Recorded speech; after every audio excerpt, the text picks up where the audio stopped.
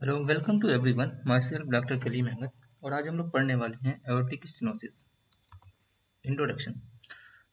नर्विंग of aortic valve to obstruct forward flow of blood from left ventricle to aorta is called aortic stenosis।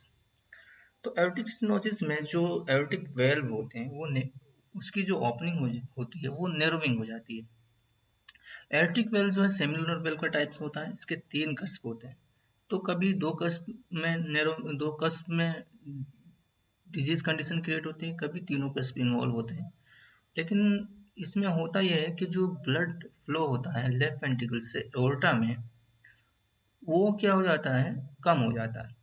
क्योंकि aortic valve में क्या होती है, नैरोविंग होती है। अब ये नैरोविंग का जो मोस्ट कॉमन कॉज है वो रूमेटिक फीवर है।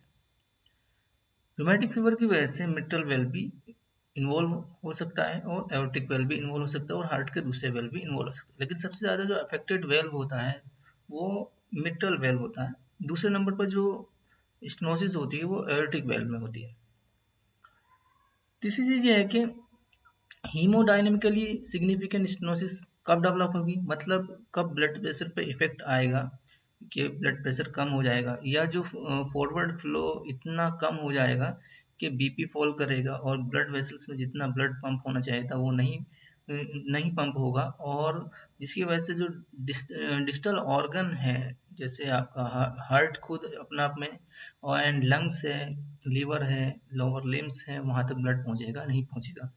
अगर स्टेनोसिस बहुत ज़्यादा सीवियर है तो इस कंडीशन में क्या होगा, बीपी फॉल करता है और जो दूर के ऑर्गन होते हैं उनको प्रॉपर ब्लड सप्लाई नहीं पहुंच पाती। इवन हार्ट भी क्या होता है, ब्लड सप्लाई के लिए उसकी भी ब्लड सप्लाई क्या हो जाती है, कम हो जाती है, जिसकी वजह से उसमें भी एंजाइना जैसे सिम्टम्स आने लगते हैं। अब हीमोडायनेमिकली सिग्निफिकेंट स्टेनोसिस कब डेवलप होगी, तो ये डिपेंड करता है कि स्टेनोसिस का कॉज क्या है। अगर रूमेटिक डिजीज है तो ये डेवलप होती है 30 टू 60 ईयर एज में, या किसी और वजह से बाइकस्पिड एओर्टिक वेल्व इन्वॉल्व है, यानी कि एओर्टा के सिर्फ 2 कस्प इन्वॉल्व है, तो ऐसी कंडीशन में जो सिग्निफिकेंट स्टेनोसिस डेवलप हो रही है 50 टू 60 ईयर ऑफ एज में होती है। और अगर डिजनरेटिव कैल्सिफिक डिजीज है तो ऐसी कंडीशन में जो सिग्निफिकेंट स्टेनोसिस डेवलप होती है वो 70 टू 90 ईयर ऑफ एज में डेवलप होती है। इटियोलॉजी में, इटियोलॉजी इसकी एज टू एज वेरी करती है। तो इन्फेंट, चिल्ड्रन और एडोलिसेंट्स में जो कॉजेज होते हैं वो कंजेनाइटल कॉजेज होते हैं।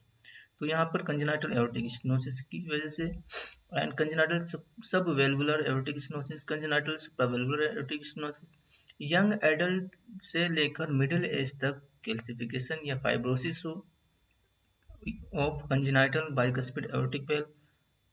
तीसरा ये है कि रूमेटिक एओर्टिक डिजीज, यानी कि रूमेटिक एओर्टिक स्टेनोसिस, और मिडिल एज टू एल्डर में हो senile degenerative aortic stenosis and calcification of bicuspid valve and rheumatic aortic stenosis.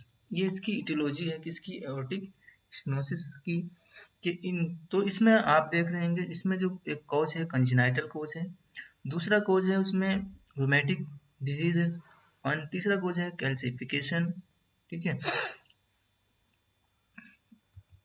Next ये लेफ्ट एट्रियम है, left ventricle, and this one aorta, this is aortic valve.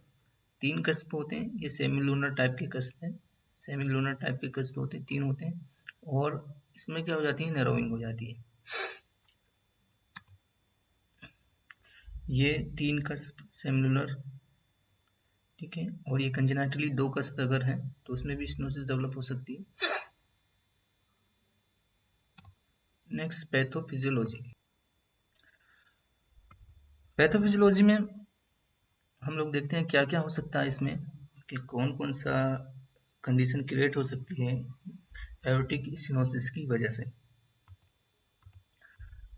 तो अगर हम लोग इसको देखें, यहाँ पर ये लेफ्ट एट्रियम है, ये लेफ्ट वेंट्रिकल है, और ये एओर्टा है। Aortic valve normally open and close होते हैं। लेफ्ट वेंट्रिकल जो अपना ब्लड पंप करता है एओर्टा में, यानी कि ड्यूरिंग सिस्टोल ये एओर्टिक वेल्व क्या होते हैं, ओपन होते हैं। लेकिन चूंकि एओर्टिक स्टेनोसिस है तो ये वेल्व पूरी तरीके से ओपन नहीं होंगे, इनमें नैरोइंग होगी। तो लेफ्ट वेंट्रिकल जब ब्लड पंप करेगा एओर्टा में तो पूरी तरीके से पूरा ब्लड वो पंप नहीं कर पाएगा, जिसकी वजह से कुछ अमाउंट ऑफ ब्लड को लेफ्ट वेंट्रिकल में रुकने लगेगा। इससे होगा क्या, लेफ्ट वेंट्रिकल पे स्ट्रेस क्रिएट होना शुरू हो जाती है। एक स्टेज तो ये है कि इसमें ब्लड रुकने लगता है, दूसरी स्टेज ये है कि इसको अगेंस्ट द प्रेशर, चूंकि नैरोविंग है और नैरोविंग के अगेंस्ट इसको क्या करना पड़ता है, ब्लड को पंप करना पड़ता है। तो इनिशियल स्टेज में जो होता है, एओर्टा के अंदर जो प्रेशर होता है और लेफ्ट वेंट्रिकल के अंदर जो प्रेशर होता है, इसको किसी तरह से एडजस्ट करके इस फ्लो को मेंटेन किया जाता है, यानी कार्डियक आउटपुट को क्या किया जाता है, मेंटेन किया जाता है। लेकिन जब ये क्या हो जाता है, सीवियर स्टेनोसिस होती है, तो ये जो प्रेशर ग्रेडियंट होती है एओर्टा और वेंट्रिकल के बीच में, ये स्टेबल नहीं हो पाती और सिम्टम्स प्रोड्यूस होने लगते हैं।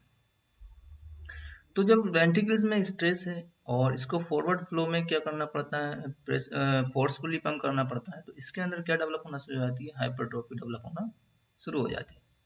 तो पहली कंडीशन ये है कि इसमें लेफ्ट वेंट्रिकुलर हाइपरट्रोफी हो सकती है। लेफ्ट वेंट्रिकुलर हाइपरट्रोफी होने के साथ साथ जो है, इसमें और क्या होता है, ब्लड यहाँ पे इकट्ठा होना शुरू हो जाता है। तो लेफ्ट वेंट्रिकल में कंजेशन है, तो उसके बाद जो है लेफ्ट एट्रियम में कंजेशन शुरू हो जाता है, और उसके बाद ये कंजेशन कहाँ पर आता है, लंग्स के अंदर आता है। तो यहाँ पर भी क्या होगा, पल्मोनरी वीनस कंजेशन हो सकता है इन सीवियर केस में, जिसकी वजह से कैपिटेशन वगैरह आपको देखने को मिलेंगे। प्लस ये कंजेशन फिर आपको पल्मोनरी वेन में, पल्मोनरी आर्टरी में आपको देखने को मिलेगा। पल्मोनरी आर्टरी में मतलब पल्मोनरी हाइपरटेंशन, उसके बाद ये कंजेशन आपको राइट वेंट्रिकल में देखने को मिलेगा, फिर राइट एट्रियम में देखने को मिलेगा, फिर ये congestion superior vena cava, inferior vena cava, इस तरह से इसमें स्वेलिंग वगैरह भी, एडिमा वगैरह भी डेवलप हो सकता है। जब लेफ्ट वेंट्रिकुलर हाइपरट्रोफी होती है, यानी कि यहाँ का मसल्स मास क्या होता है, इंक्रीज होता है, तो इसकी ब्लड सप्लाई की डिमांड क्या हो जाती है, बढ़ जाती है। तो ऐसी कंडीशन में क्या होता है, इसको एक तो कार्डियक आउटपुट कम रहती है और इसका क्या, हार्ट की खुद की डिमांड क्या है, बढ़ गई है, इसकी वजह से एंजाइना के सिम्टम्स आना शुरू हो सकते हैं। ऐसे कंडीशन में अगर इंक्रीज डिमांड स्टेट है, जैसे इंक्रीज डिमांड स्टेट जैसे एनीमिया है मरीज को, या फिर प्रेगनेंसी है, ठीक है, या कुछ और एक्सरसाइज वगैरह उसने कर लिया, जिसमें क्या है, ब्लड ऑक्सीजन की डिमांड ज़्यादा बढ़ जाती है, तो ऐसी कंडीशन में भी क्या होते हैं, सिम्टम्स डेवलप होना शुरू होते हैं।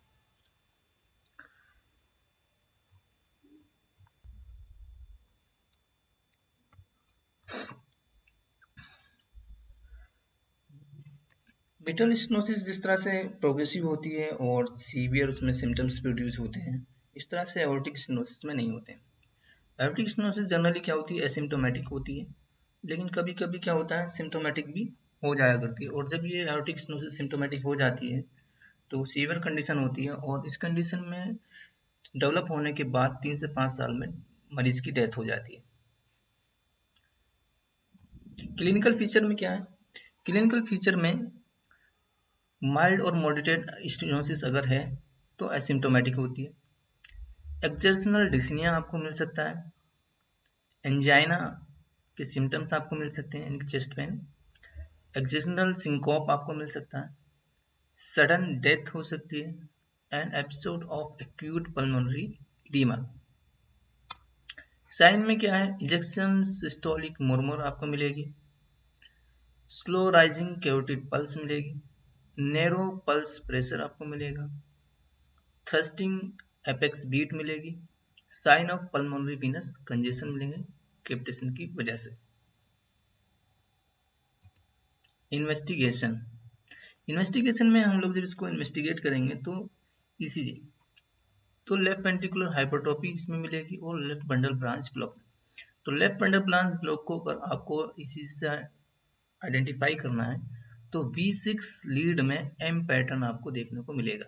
तो ये इंडिकेशन होता है लेफ्ट बंडल ब्रांच ब्लॉक का, या RSR पैटर्न होता है V1 में। लेफ्ट वेंट्रिकुलर हाइपरट्रोफी को देखने के लिए, ये लेफ्ट वेंट्रिकुलर हाइपरट्रोफी है, V1 में जो S वेव होती है वो डीप होती है, और V6 में जो R वेव होती है वो क्या होती है, अपराइट होती है, प्रोलॉन्ग होती है। तो कैसे डायग्नोस करेंगे, S1 में अगर S इन V1 में, V1 लीड में अगर S wave more than 20 mm हो, तो हम लोग कह सकते हैं कि ये लेफ्ट वेंट्रिकुलर हाइपरट्रोफी है। V6 में R wave more than 25 mm है, तो हम लोग ये कह सकते हैं कि ये लेफ्ट वेंट्रिकुलर हाइपरट्रोफी। या दोनों को प्लस करके अगर ये मोर देन 35 mm आ रहा है, तो हम लोग तब भी बोल सकते हैं कि ये लेफ्ट वेंट्रिकुलर हाइपरट्रोफी है। चेस्ट एक्सरे नॉर्मल हो सकता है, या आपको लेफ्ट वेंट्रिकुलर इनलार्जमेंट आपको देखने को मिल सकता है, जिसकी वजह से चेस्ट एक्सरे में कार्डियोमेगाली जैसे पिक्चर डेवलप होगी। Ascending aorta on PA view आपको जब करेंगे हम लोग तो calcified well on lateral view में आपको मिलेगी। इको में क्या मिलेगा? इको में आप कैल्सिफिकेशन देख सकते हैं वेल्व के ऊपर, या लेफ्ट वेंट्रिकुलर की हाइपरट्रोफी देख सकते हैं। तो एक्सरे में ये लेटरल व्यू है, ठीक है, ये सब इसकी मार्किंग है और ये हाईलाइट रीजन है, ओके। और यहाँ पर आप देखिए ये लेटरल व्यू है, यहाँ पर ये जो शेडो है ये किसकी है? एओर्टा की आर्च ऑफ एओर्टा है, ओके। This one calcification.